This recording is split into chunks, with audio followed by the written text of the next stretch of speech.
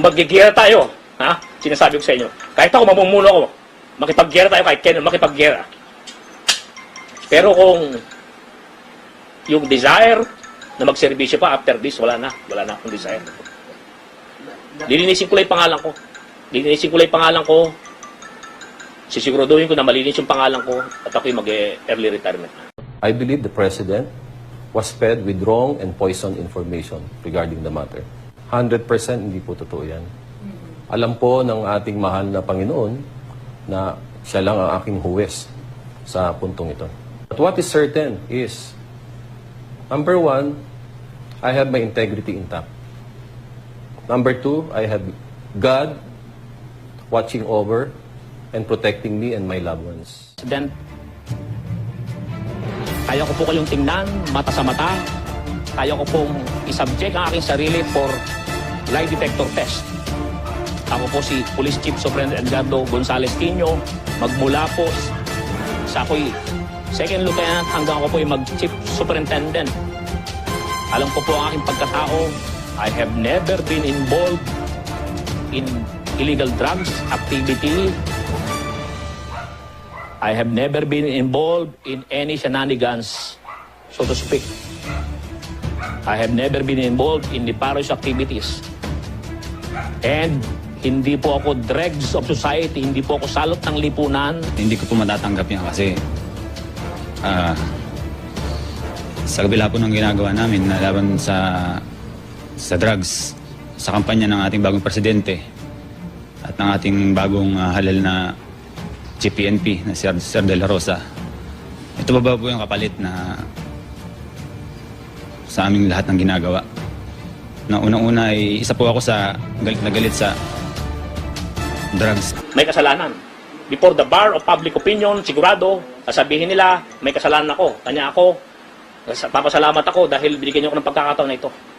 Hindi ba? Sir, nagkasalamat ako at unang-una, malilinis ko yung pangalan ko. Masabi ko rin yung sa loobin ko na halos nabaliwala yung 35 years na pinagservisyoan ko. Sir, nung narilib po kayo sa QCPD, hindi kayo kinausap ni Director General? Walang kumausap sa akin, walang pa.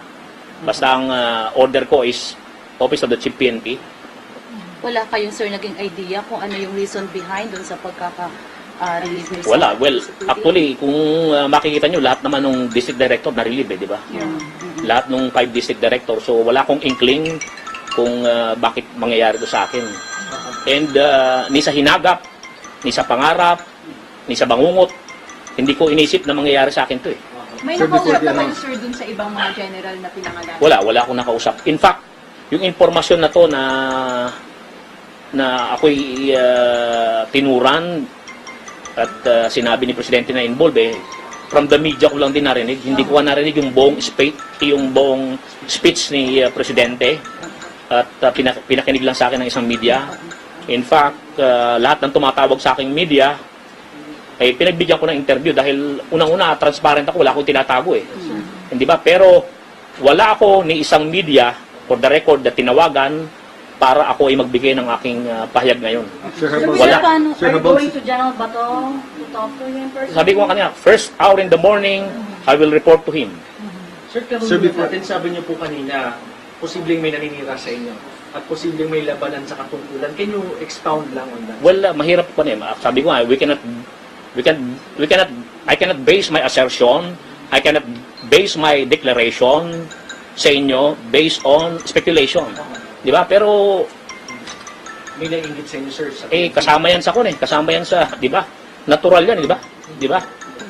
It's human nature. Alam niyo naman yan. Sinasabi ko sa inyo, your guess is as good as mine. Kasi human nature yan. Mismo rin siguro sa inyong profession, may nangyayari din ganyan. So, di ba? Natural yan So, pero I cannot say na that's the, di ba? Sir, before the announcement, hindi kayo kinausap ni Wala bagong akong PNP ba to? wala akong Or yung dating PNP?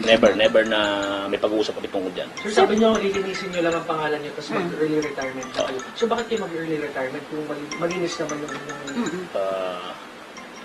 lisensya? Alam niyo kung bakit? Magmula second lieutenant, kung sinasabi ng Pangulo natin na Ganun ang pagmamahal niya sa bayan. Ganun din ang pagmamahal ko sa bayan. Kung kinakailangan, mamatay ako para sa bayan, gagawin ko. Sir, kamusta po yung suporta ngayon ng inyong pamilya sa inyo? Eh kung yung 10 na mga kaibigan ko tumatawag sa akin, nagtetext sa akin na hindi sila naniniwala sa akusasyon, higit 10 yung suporta ng pamilya ko sa akin. Sir, Sir, ano mas reaction mabigat nila? ba yung pressure sa inyo na linisin yung pangalan nyo dahil no less than the president yung nagbanggit na isa kayo dun sa mga sinasabi Totoo yan, totoo yan, binanggit mo. Kasi no less than our president said that. So, it's an uphill battle. Napakabigat nung dadaan nating one. Siyempre, tinura na ng ating mahal na Pangulo yan, napakabigat kanya nga sabi ko. Hindi, yung aking ginagawa na to hindi bilang pagkalaban sa ating mahal na Pangulo. Ito'y bilang bahagi lang ng karapatan ko bilang isang tao, bilang isang opisyal na nagserbisyo ng tapat, nagserbisyo ng tama. Gusto ko lang linisin yung pangalan ko. Yun lang. Wala nang iba. Kamusta yung pamilya niyo? Nagkausap na Well, okay naman yung pamilya ko, yung asawa ko. Sinasabi ko, kumalma siya. At malalagpasan namin ito. Yun lang. Sir, kung makakausap niyo si President Duterte, ano po ang sasabihin niyo sa kanya? Well, kung makakausap yung ating mahal na Pangulo, sana po, sir, bago nyo po ginawa yan, pinatawag niyo po kami, ipinalad niyo po yung mga ebidensya laban sa amin, hinarap niyo po kami sa mga nag-aakus sa amin at nakausap namin at nasabi naman po namin yung katatayuan namin kung bakit nangyari yan. Saan, kailan, papaano na-involve yung aming mga pangalan. Yun lang naman. Actually, kung makikita nyo, wala akong kasamang abogado. Straight from the heart, yung sinasabi ko sa inyo. Ha? Wala akong itinatago. Ang gusto ko lang ay marinig ako ng aking mga kababayan, marinig ako ng mga kaibigan, marinig ako ng mga aking pulis na pinagserbisyuhan, na sinasabi ko sa kanila na if you wear the uniform, there is no way na dapat magdip ka ng finger sa kriminalidad at illegal drugs. Kasi, pag ginawa mo yan, you have no right wearing the uniform. Palagi ko sinasabi sa kanila yan eh. Palagi ko sinasabi sa kanila yan, sa mga pulis ko, sa lahat ng pinagservisyohan ko, that they have crossed the line pag nag-involve sila sa kriminalidad at illegal drugs. And they have no right wearing the uniform pag criminal sila at pag-involve sila sa illegal drugs. Ako, I have no right wearing this uniform sa inyo if I am involved in illegal drugs. Kanya sinasabi ko yun eh. Kaya natutuwa ako sa inyo dahil unang-una, ang dami-daming tumawag sa akin ng mga kaibigan from the media. Kung mapapansin nyo, nung ako ang QCPD director, I'm not media hungry. Di ba? Yung DDO ko, pinapa-interview ko. May mga accomplishment doon na hindi ako nagpapa-epal.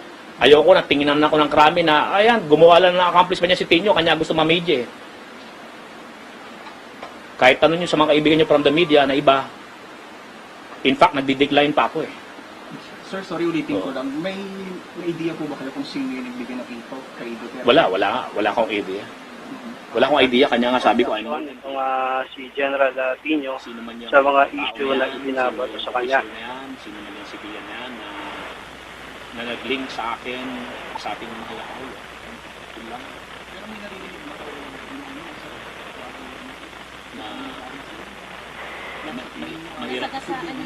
mahirap kasi mag-speculate eh. Sa ating trabaho naman, marami tayong sindikato na sagasaan, maraming opisyal na alam mo na, dahil human nature yan eh. Nakakalaban mo sa pwesto, nakakalaban mo sa di ba? Maraming kwan. Pero ang sinasabi po is meron daw pong holdings ang PNP chief laban sa inyo. Ibig sabihin evidence-based. Well, allegation.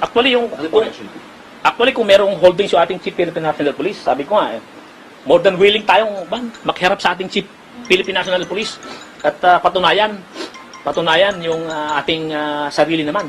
Kung yung holdings ng Chief PNP ay will stand in court or will it stand in court or yung kanyang basihan ba will be standing on solid ground, more than willing tayo. Kaya sabi ko nga, first hour in the morning tomorrow, papasakop tayo, magre-report tayo sa Chief Philippine National Police. At ako, lilinisin ko yung pangalan ko. After na malinis ko yung pangalan ko, kung yan ay matapos in 3 months, 2 months, 6 months, mag-early retirement na po ako. So yung mga nakasama... Hindi na po ako, ala na po yung desire sa akin na magserbisyo sa nangyari na to.